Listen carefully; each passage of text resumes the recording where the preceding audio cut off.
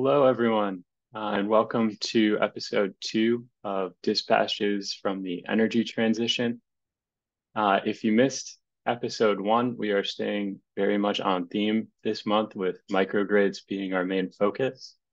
In our first episode in June, we looked at some remote tribal microgrids up in Alaska, disconnected from the larger grid, meant to reduce diesel consumption and boost resiliency for remote communities.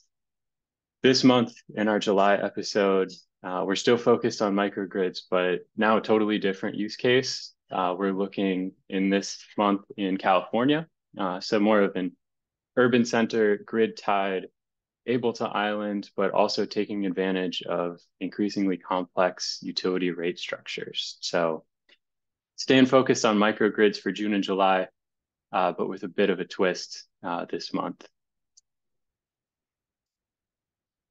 So I'm your co-host today. My name is Lucas Miller. I'm a senior engineering consultant at Mayfield Renewables.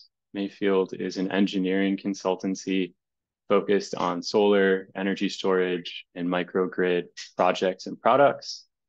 We do everything from plan set development to feasibility studies to technical training for teams, whether you're on a manufacturer or developer.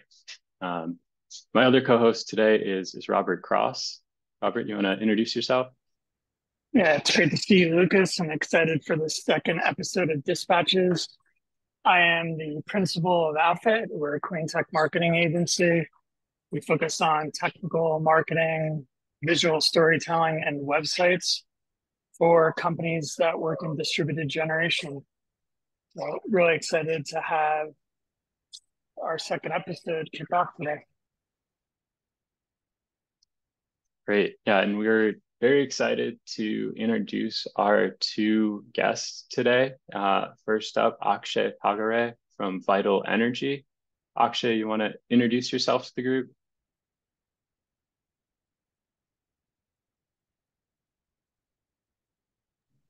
I'm unmuted now. Thanks for having me. Uh, my name is Akshay, and I'm the project developer for Vital Energy. Vital Energy is a Northern California-based company, and my role is to implement and develop microgrid projects, and that includes everything from initial concept all the way to permission to operate. And um, yeah, and I'm excited to be here. Great. Well, thanks, Akshay. And last but certainly not least, we have Laura Williams from Ageto. Laura, you want to tell us a little bit about yourself and Ageto? Yeah, thanks, Lucas. It's good to be here. I'm Laura Williams. I'm an application and analytics engineer with Ageto Energy. Ageto is a provider of microgrid control solutions for the C&I sector. So we focus in that commercial and industrial space. And in my application role, I typically support early stage project engineering, design review, and system sizing. So excited to talk to you about this specific microgrid today. All right. Well, I'll hand it off to Robert then to have us get started. Thank you, Lucas. So a focus of Dispatches is to introduce new technologies and the projects that they impact. As we were noting, the first two episodes have focused on microgrids.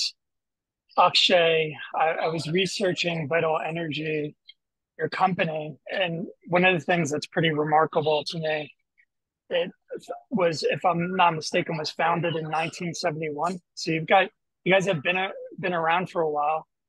Talk to me a little bit about how you approached this project with the Boys and Girls Club of St. Helena and Calistoga.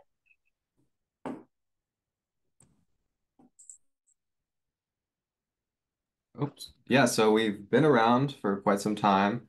And the Boys and Girls Club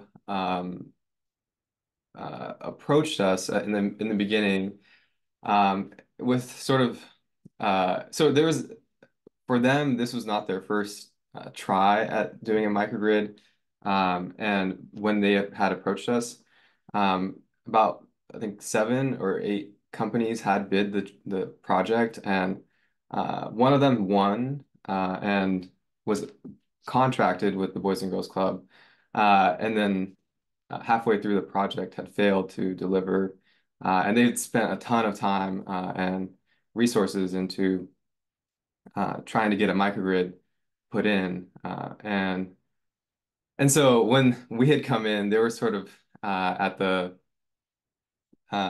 at their wits' end with trying to get a system put in, and so it was at that stage that we had approached us, and yeah, and we got to understand them, their needs as a customer, and kind of went from there in terms of developing the project. As a project developer, and you're dealing with something that's quite complex here, how do you approach that? Because you were talking about like numerous project developers walked away from it, Mm-hmm. but how do you really hone in on what you're trying to accomplish and make it successful? Yeah, so I think it really came down to understanding the client's needs, understanding what they're looking for, and then as well as just uh, having a lot of technical experience coming into it with the proper team uh, to really deliver a solution and instill confidence with the Boys and Girls Club, uh, and and that really allowed them to kind of let the reins go and just say, yeah, let's do this, and the result was, we went above and beyond and exceeding their expectation. Um, and so I think, yeah, we'll talk a little bit more about sort of the way we went from, a concept in the beginning, a problem, and to delivering a solution. And this is a pretty common use case today for microgrids, right? So community centers, obviously a hub for the community, resiliency is important. Being a facility for that people can come to in a Mhm. time of challenge, serving the community. It's probably one of the more common use cases for microgrids today. Yeah, and I think a little bit about the site itself. The Boys and Girls Club in Calistoga hosts a lot of uh, you know, daycare type of services. On any given day there's around, 100 kids running around every day. And then it's a very family-centric community center too. Lots of families come there for events, graduations, all sorts of different programs that they run, basketball games, it's a very important community place for Calistoga, and as you mentioned for the resiliency side, in the events that had occurred there during wildfires and storms and everything else, it's been a place where people gather to uh, to seek shelter and to seek to get power for their devices um, and things like that. And it's been an important community. And as an organization, the nonprofit Boys and Girls Club has uh, has served the community in that way. Um, and just being very open to providing services. And this is why that really drove them to really seek out a microgrid and go through the effort to put it in. It's really their commitment to the community. Thank you, Yeah, and Akshay. that really stuck out to me in learning about this project, Akshay. It was just how heavily involved Boys and Girls Club is for this community. And that goes across a wide range of events. A few we have on screen here, but not included is the COVID pandemic. And this Boys and Girls Club on its own opened up its kitchen, hosted World Central Kitchen, and during the COVID pandemic, handed out over 40,000 free meals to the community. Um, that being said, plenty of other, adverse events have happened to this community just in the last few years. And we have a few headlines up on the screen here. One that I'd like to start out with is in the upper right corner. You'll see PG&E announces planned power shutoffs in Northern California. Could you tell us a bit more about this, Akshay? I think this is an increasingly important issue that maybe not everyone is aware of. But what is a planned power shutoff from a utility perspective, and maybe how common is that becoming? Yeah, so good question. So in the Northern California landscape, other parts of California experience it as well, but um, up here, the uh, the planned public power shutoffs are basically when the utility decides to turn off power to specific areas, feeders, to reduce the risk of fires caused by utility lines and stuff like that. Up here in California, we have had devastating wildfires due to utility lines causing them. And I mean, some of you may know that, all the news with PG&E and things like that. And so the PSPS, what it stands for is Planned Public Safety Power Shutoff. And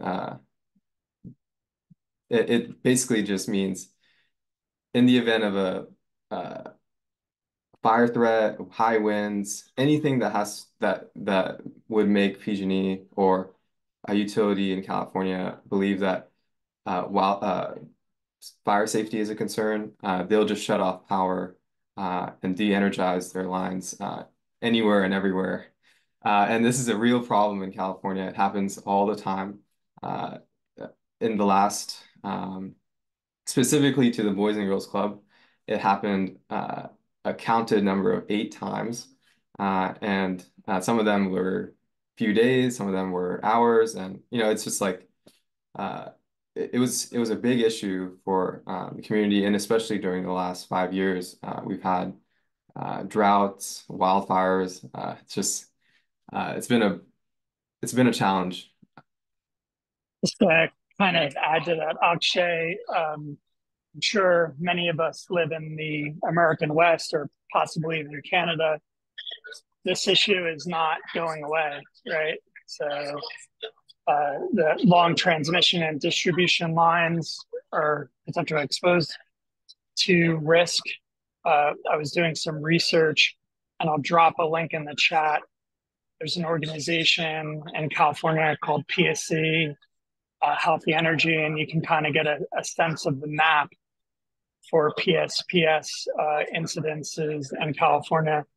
And I think that microgrids and distributed energy resources are increasingly important with fire risk alone, from my vantage point. Absolutely. I'm curious, and this for the entire group, how much advanced warning is there typically for a PSPS? And is there any standard duration for those outages?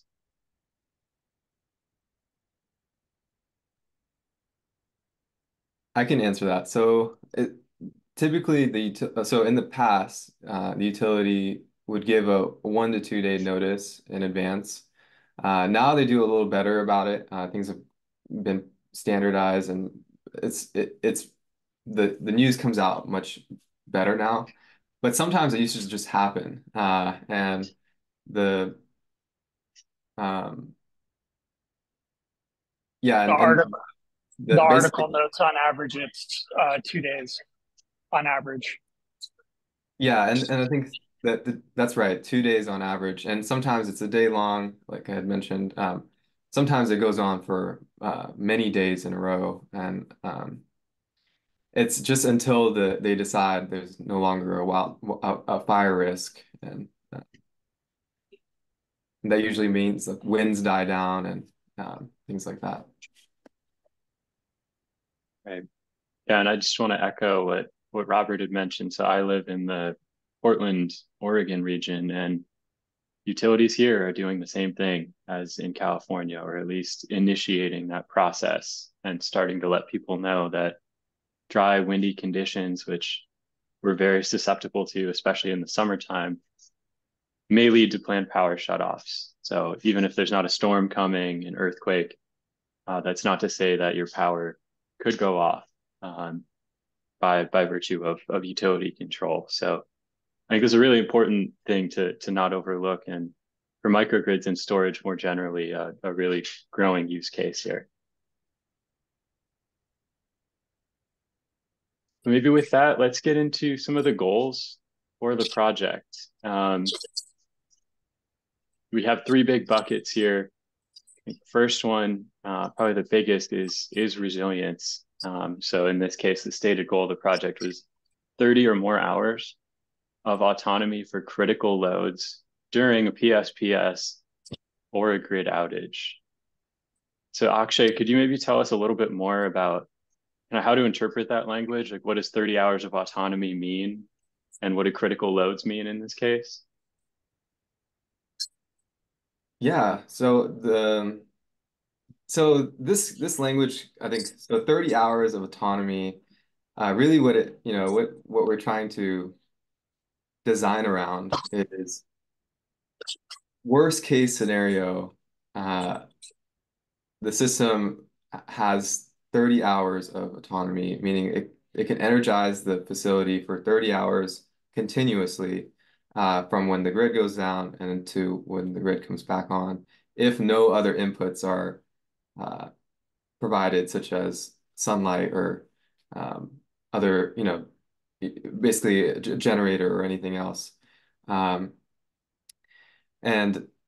critical loads mean, isolated loads within the building that are essential to the services of the facility and continued operations, and not necessarily something that is only provided power, but something that would always be provided power for the entire 30-hour duration. Yeah.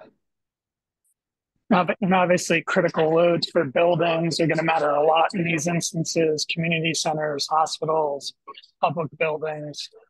As these incidents increase, microgrids and having more control over energy, even limited energy, is pretty important. Right. And I think, what the emotional side of this is really,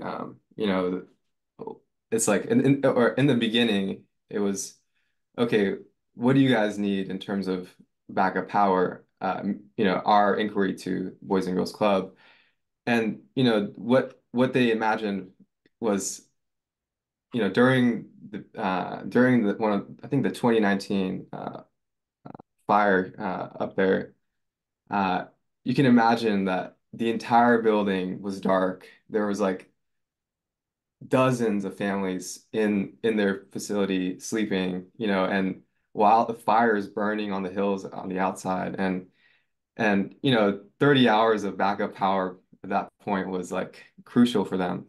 And so that's sort of the emotional side of this, is making sure that, one, we designed a system that really does that, um, and two, to really ease their um, give them peace of mind moving forward, so that they're able to serve their community. Akshay, we have a question here from Alvin Waters. He's works with Grid Alternatives. I imagine you're familiar with them. Was this project for peak shaving? No, this project did not. We did utilize demand charge management or peak shaving, but that's sort of the next idea here was, cost savings, which really drove the economics behind the project, um, trying trying to get them to return on investment on something. And what's great about the microgrid, it's not just like a generator that sits and powers a building, 2 or 3 times a year. it's a upfront investment and then also a maintenance thing that continues to eat money. The microgrid is moving energy in and out every day, saving the facility money, and actually in the long run would yield its own investment over multiple times. And so that's sort of the other driver for this, which was the energy cost savings. So with PG&E, time of use, often known as TOU, when there's lower demand, you can have lower rates. You can shift energy at certain times for partial or off-peak times. Obviously, a lot of utilities don't have time of use. A growing number of them do. And in this case, in the PG&E territory, as part of this project. Yeah, and Akshay, I'm curious if there were any public incentives or grants that applied to this project. I know SGIP, you guys Yes. did get some funding from, but anything to note there? Yeah, so what really, it was sort of an added bonus to this project. It wasn't the club had their mindset about this, but you know, having the self-generation incentive program, SCHIP, there to provide some at least partial amount of the funding for the project through an incentive at the end really helped with the energy cost savings in the long run. Um, so that at least a portion of the batteries were paid for. And the self-generation incentive program is applicable in California. It provides incentives for installed storage. And usually the storage has to meet certain parameters for the site and also go through an eligibility process. Um, but it's a very tangible thing for sites like this in California to utilize funding. This last project goal is of interest to me. The EV charger dynamic. It's pretty interesting with microgrids. Obviously, a big issue is avoiding peak demand charge, and microgrids can be quite helpful with that. What role did EV charging play in this project, Akshay? Yeah, so the club had planned installation of EV chargers, three of them for public charging, and part of making sure that the costs didn't go through the roof for them was uh, the microgrid, which is able to, as you said, reduce the demand charge and shift the energy from on peak times to off peak times, so that really, EV charging is not their public offering for EV charging is not a huge financial burden.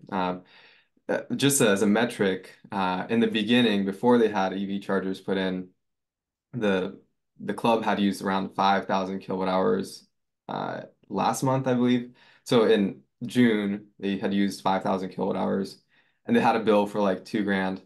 And last June, or this last June, they had used 15,000 kilowatt hours, which is almost triple due to EV charging. And their import was the same, 5,000 kilowatt hours, but their bill was like $800. And so it really just like,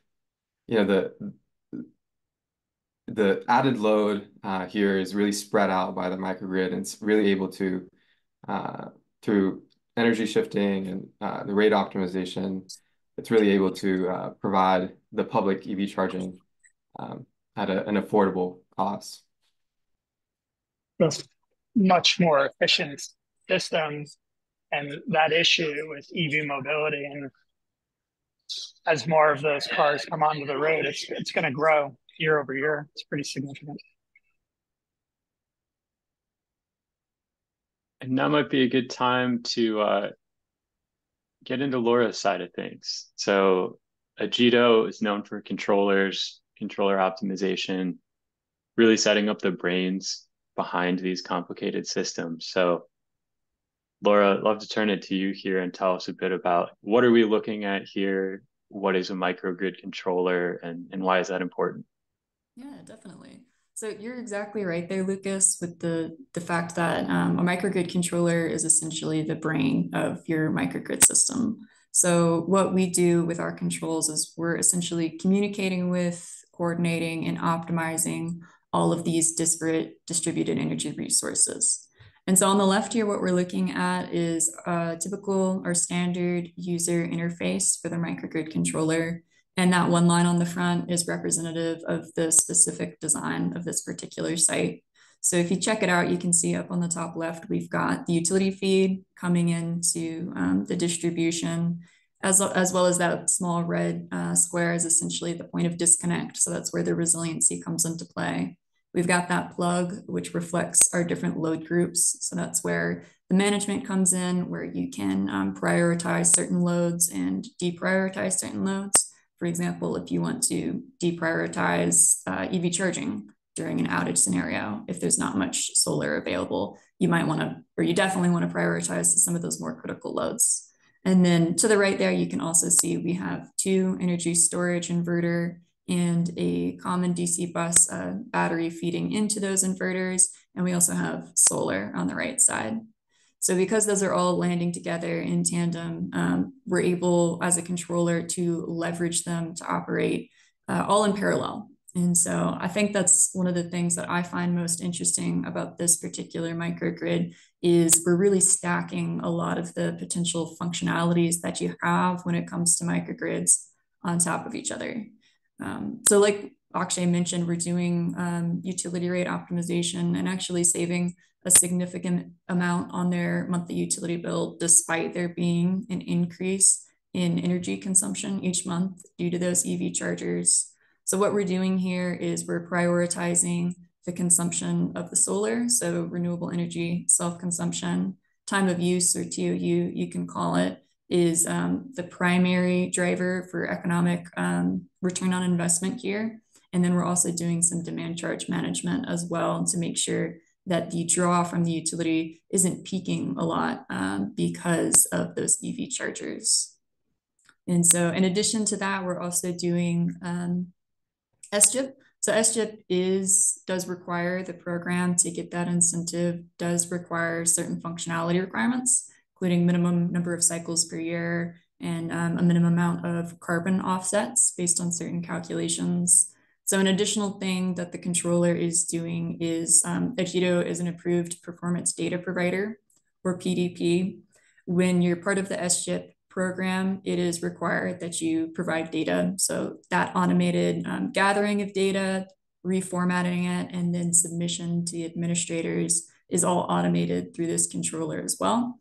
And then of course, resiliency, like we talked about, is a major key here. So the controller is coordinating all of these devices together so that when there is a grid failure, it seamlessly and safely transitions to off-grid operation, and then does key things like the curtailment of solar. If the solar is greater than the load and the batteries are full up, there's nowhere for that solar to go, you can curtail it, as well as some intelligent load management. So dropping off certain loads when you're at a certain state of charge. So like I mentioned, if you transition off grid, you don't have a lot of solar, you probably don't need to be charging your EVs. If it's a critical facility, you want to support, being able to make food and house folks. So that shedding, and then also resiliency mode, which I think we'll show off a little bit here in a second, where folks can prepare for an outage if you do have that, for instance, 1 or 2 day advance notice for a PSPS event. Laura, it's like the controller is the brain of the system, being able to make all these decisions in real time.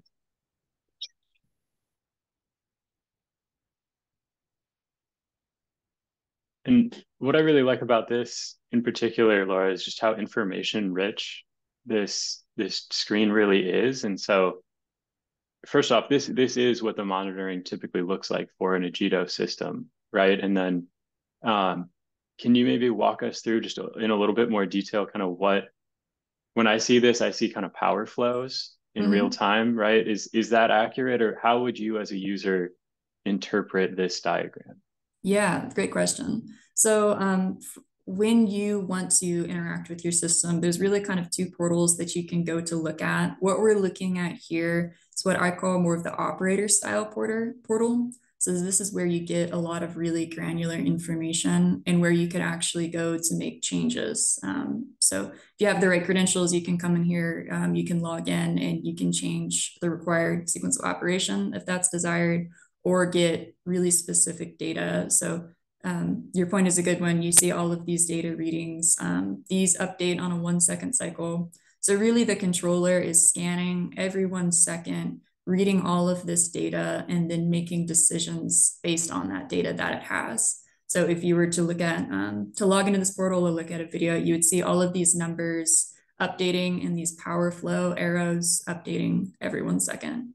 So you can see that the solar is actually being used. If you kind of do the math, we're meeting the load with the utility here. That red arrow is coming from the utility, and then the solar is charging the batteries. So we're kind of doing two at the same time, which feeds back to that renewable energy self-consumption. So we're charging the battery from all of that available solar.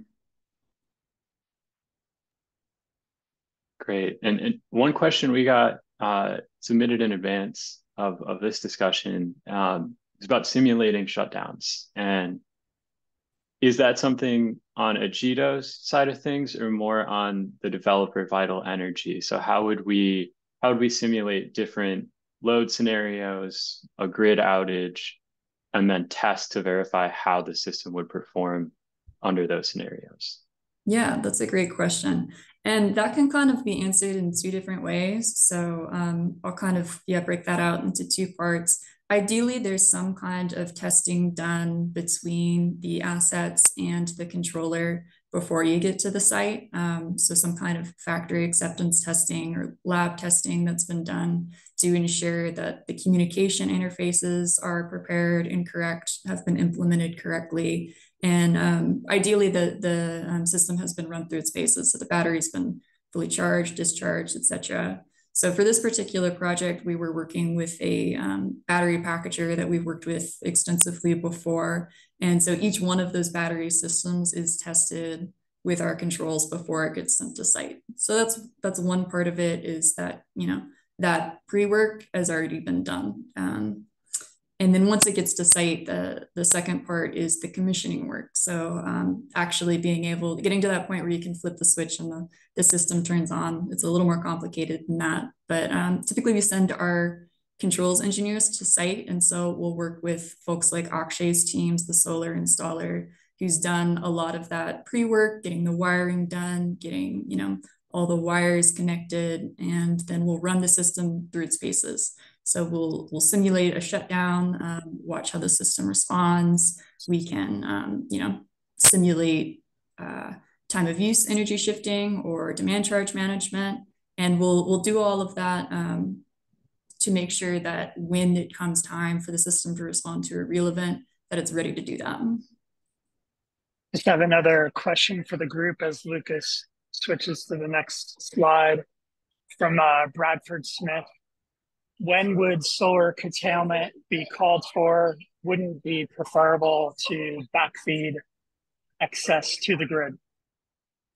Yeah, so typically if the utility is allowing for utility to be backfed to the grid, if that's part of your interconnect agreement, you're definitely going to want to do that. The only scenario that solar curtailment would be required in this design is if you are off grid, so you're disconnected and backfeeding to the utility is not an option, and your battery was at a high state of charge so that you didn't want to charge it any further, and the solar was greater than the load. So it's a specific scenario when you do truly have excess solar.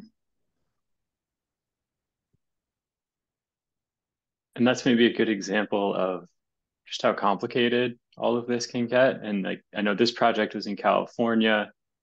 You guys got interconnected before the transition to net metering 3.0. But I'd open this up to Akshay as well. If you could maybe just tell us a little bit about how the utility rate structure and all these interconnection rules come into play when you're designing and controlling a microgrid.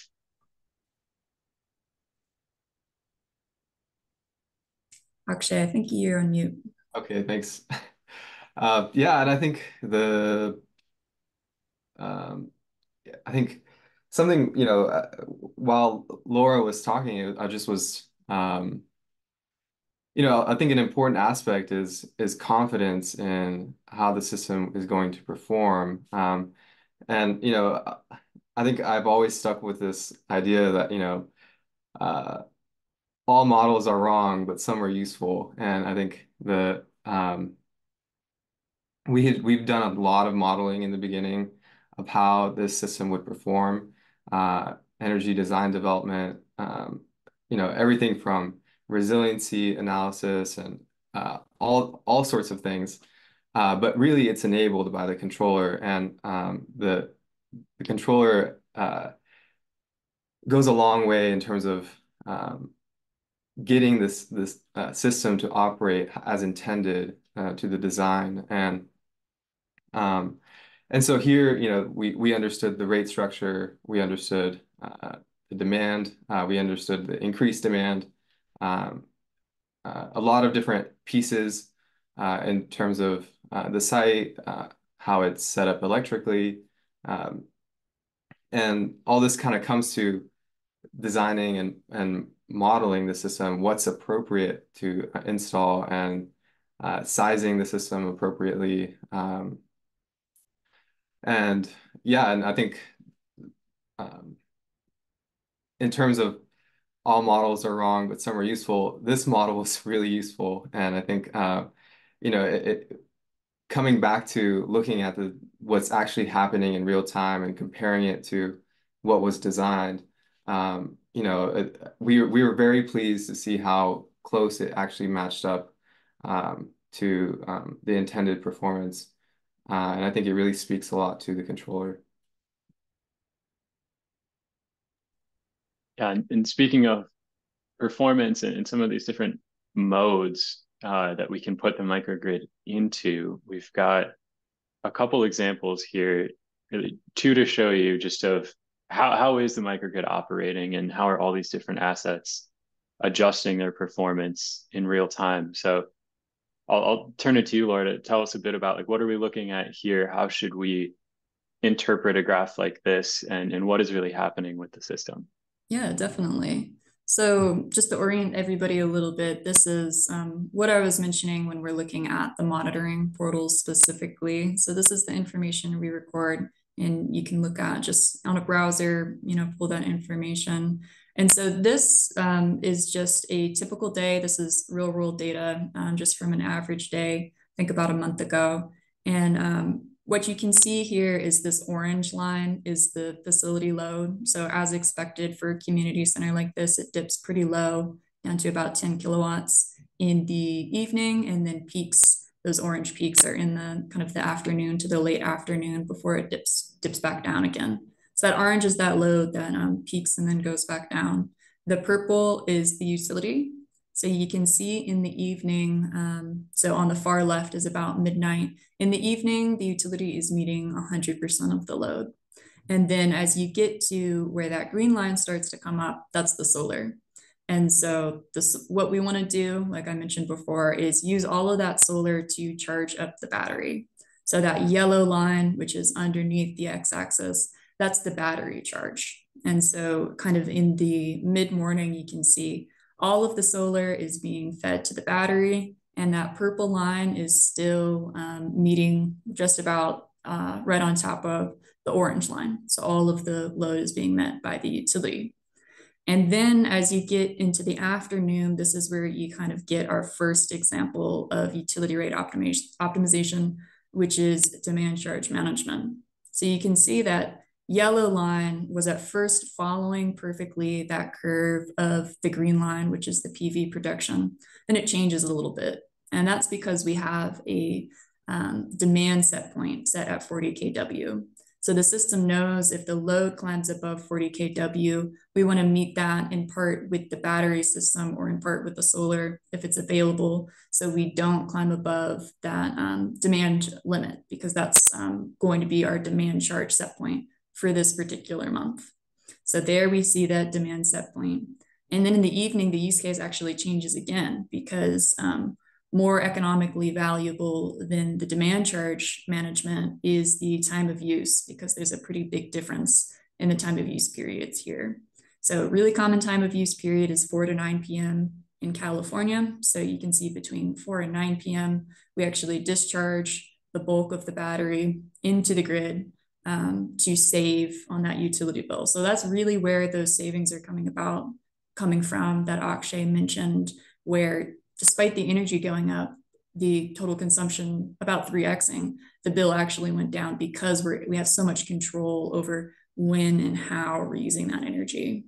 So you can see that pink or kind of magenta line goes up as we charge up the battery, goes back down as we discharge the battery in the evening. And the same thing is going to happen the next day as we go back up. And one key thing that I didn't mention here, because resiliency is such a priority at this site, we're actually only using an upper portion of the battery for these utility rate optimizations. So you're actually not going to see that magenta line, that state of charge, dip below about 40%. Another question as Lucas segues slides we got from Janelle Mindfee. Can you provide services for an international project? Now, I know Mike Murray, one of the founders of Ageto, travels around the world, but Laura, can you talk about some of the different countries and areas that Ageto's done projects? Definitely, yeah. So we're headquartered in Colorado. We do a lot of work in North America, but we do work internationally as well. So Mike Travels was just over at the Smarter E conference. He's one of the founders of the company. And we've done work. We recently installed a good number of projects down in South Africa. We have a good number of projects in Africa, working pretty extensive in Latin America as well, as that market down there grows. So international projects are definitely a possibility.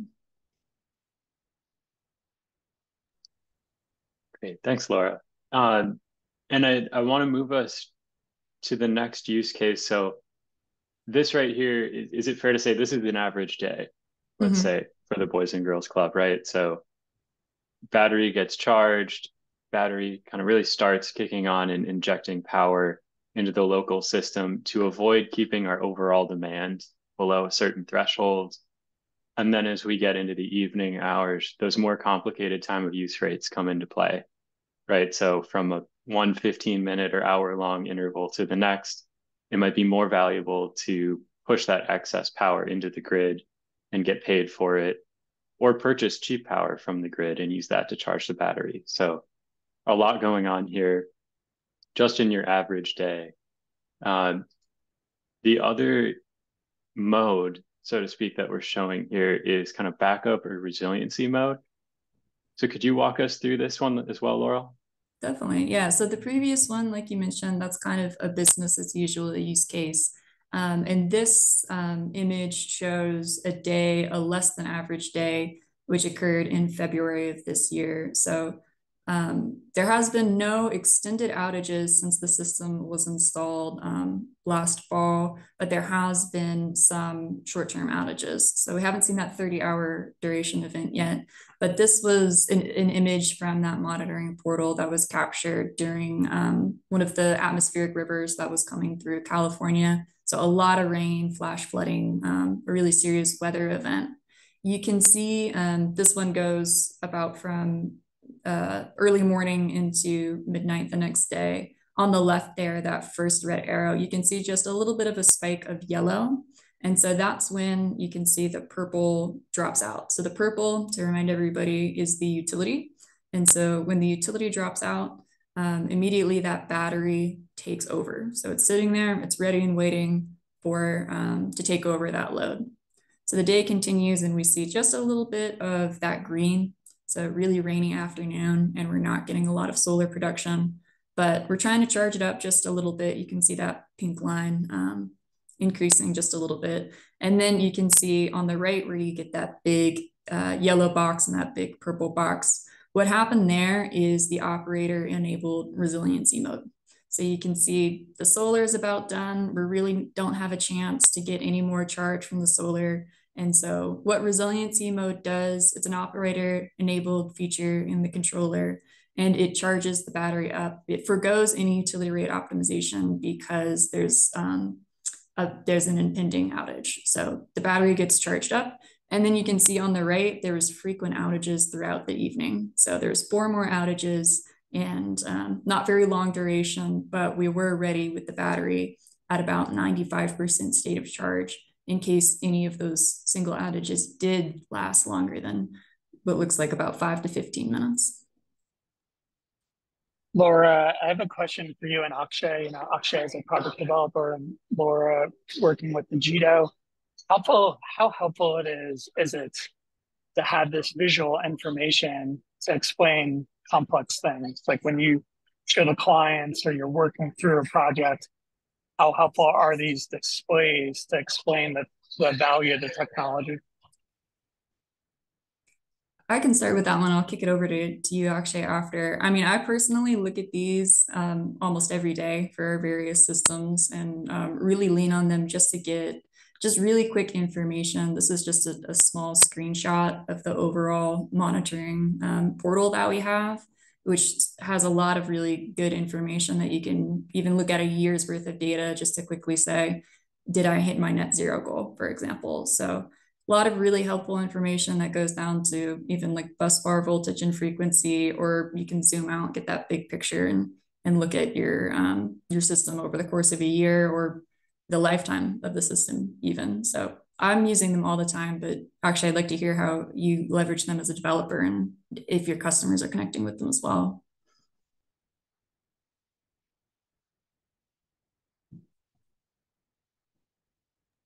Absolutely. Yeah, we've definitely leveraged this project and the things that, our dashboard for this project to show other customers that are interested in microgrids.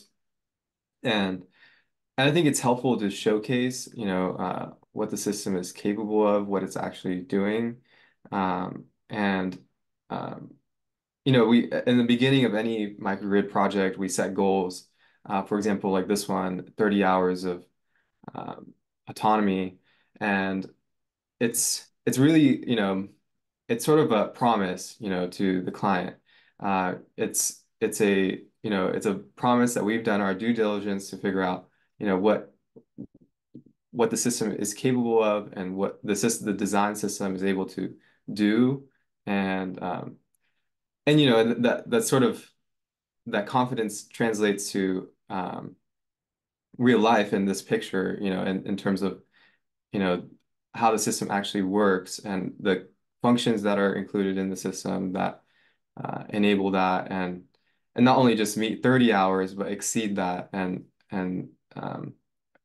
so that the customer really has that peace of mind that they're looking for with a system purchase like this.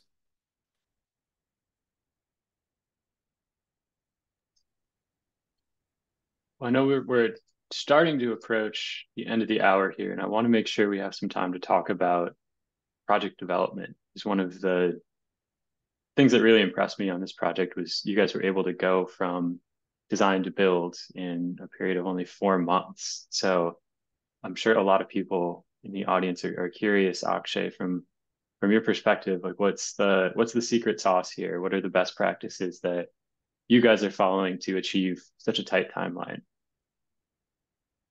Yeah, I think that's a really impressive piece of this project was how, in the beginning, like I mentioned, how unsure the Boys and Girls Club was in terms of were they ever going to get a microgrid? Was their goal ever going to be met? And for us to just really wow them by taking, a concept that we delivered from design to build in only 4 months. And it really, I think, boils down to 3 really major things. And I think there's pieces everywhere where that contributed to shaving that time down to only 4 months. One of them is just having a fantastic team that we worked on together with this project.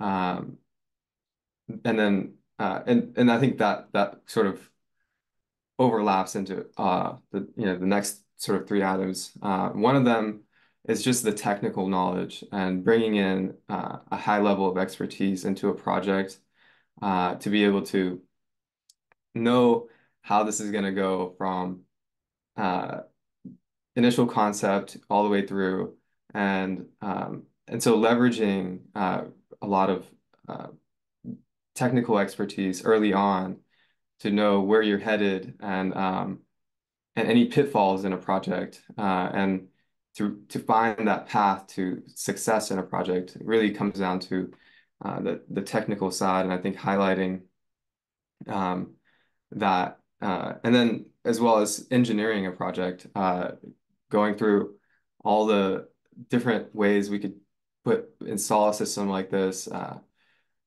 considering electrical upgrades, infrastructure upgrades, the costs attributed to them, it, making sure that we have sound engineering from all ends, and having partner reviews such as Ageto involved in verifying the system would work and as intended, and early coordination with all of our team really makes that possible. And I think two major hurdles in any project like this. One of them is the utility and the timeline it takes for an initial utility approval for a project, engineering review by the utility, and the second one being the authority having jurisdiction, the AHJ, and communicating with them very early on that we were doing this and submitting reviews, submitting concepts, and um, anything that we could do to let them know that this was happening really streamlined this whole project. As soon as the project engineering was completed, um, AHJ and utility processing really took like a 1 month maximum, and that really shortened the life cycle of the project. As sometimes most of that can take 6 months or more, and we have other projects too that just take a long time. And so early coordination with the utility and the AHJ really important, um, and then also having a very technical installation, team, master electricians who know what they're doing, who can do controls wiring very well, uh, uh, so that when we install the system, we're not guessing. It's getting put in like exactly how it's supposed to, and the they're following the project engineering details very closely, and they're able to know what goes where and what needs to be done. And I think that really showed in the end when the commissioning team was on site uh, and we were ready to commission. And I think it happened in like a day. It was just is that right, Laura? It's like a day or something like that. I think it was up and operating in a day. We stuck around like a second day just to run through additional pieces. But yeah, it was one day. Yeah, and I think the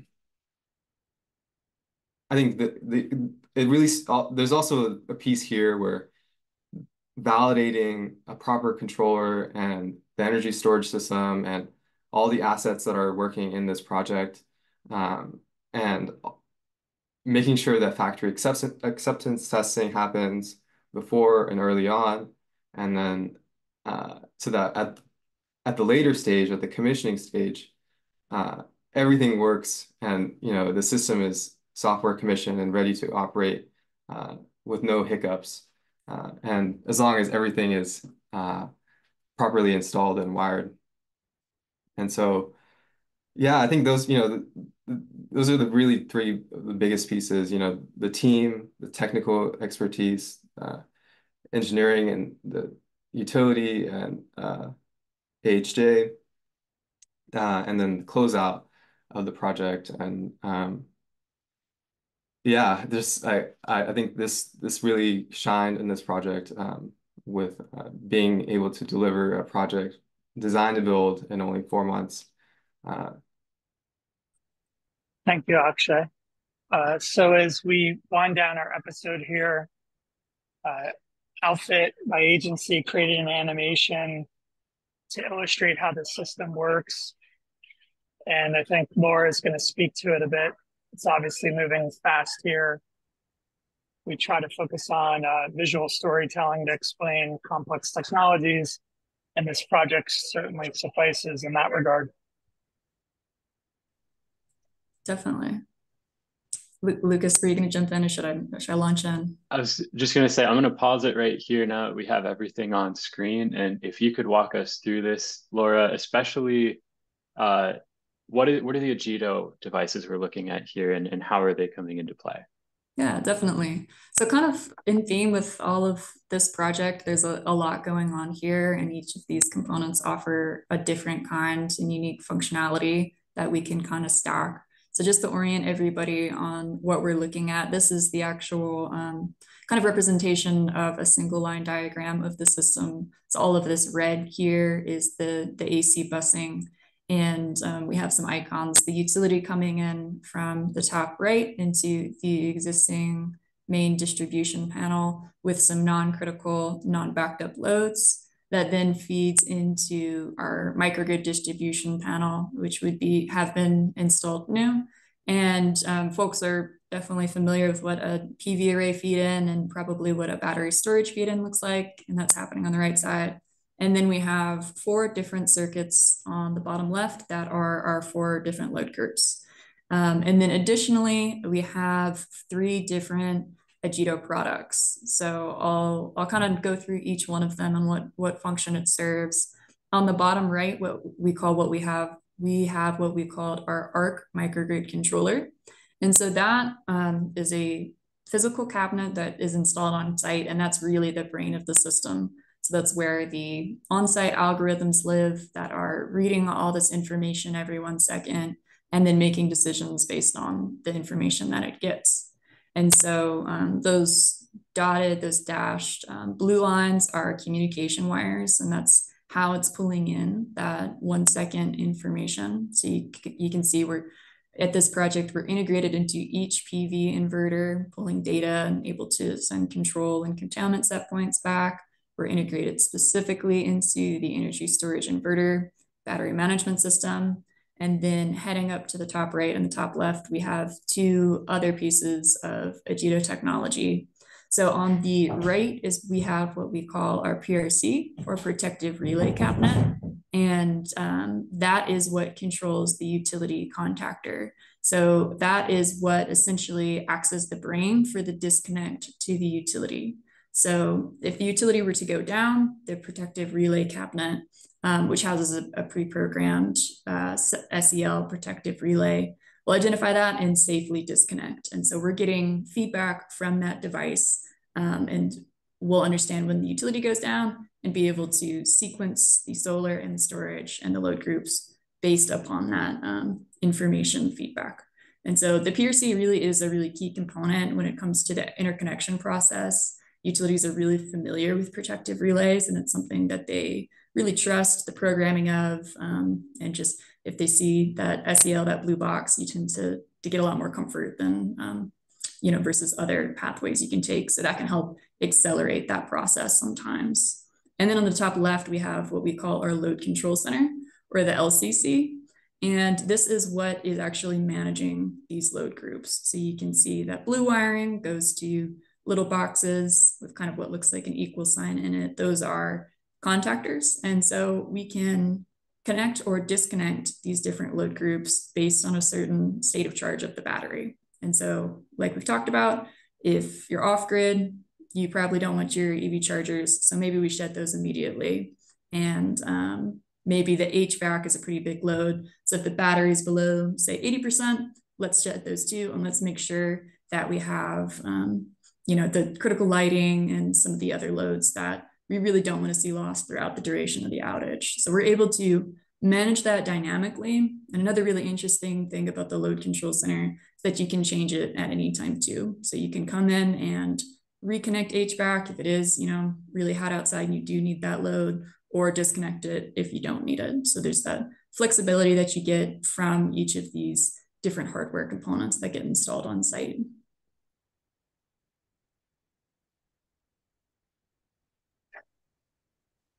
Great. Well, thank you so much, Laura and Akshay. I'm going to pass it off to Robert to close us out, since we are right at the top of the hour. Yeah, you guys were great today. We appreciate you coming on. We've got a bunch of questions both before the show and during the show that we didn't get to. We will get to those in a wrap-up newsletter. And we also would like to thank Solar Builder. They're a supporting partner of Dispatches from the Energy Transition. And next month, we're pretty excited to have David Panalva. He's a good friend and co-founder and CEO of Heliovolta. Heliovolta has a software tool that helps bring intelligence from the field, and that's what we'll be talking about. I know that they're going to be releasing their PV health report soon, which will be pretty exciting to take a look at. And another mystery guest we don't have them synced up yet, but that will be on August 20th, episode 3 of Dispatches. Great. Well, Laura, Akshay, Robert, thank you again. Everyone in the audience, thank you for attending. And we hope to see you all in August. Yeah, thanks, everybody. Thanks, everyone. Thanks.